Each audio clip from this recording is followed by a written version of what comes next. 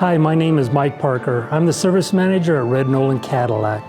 I just wanted to let you know a few things that we're doing at Red Noland to help protect you and our employees while the coronavirus is happening.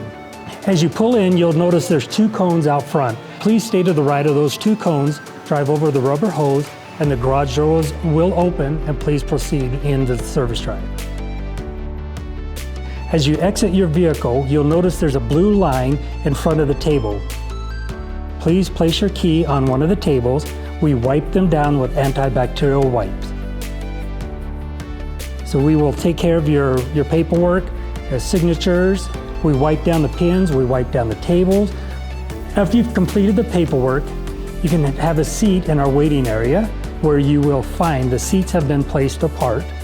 Every half hour, we wipe every single doorknob, handle, everything in the store down. Any surface that anybody touches, any buttons, anything. As we enter your vehicle, we will spray your vehicle down with antibacterial spray. We will wipe the vehicle down, and we'll also install a seat cover, mat, and a steering wheel cover before it goes into the shop.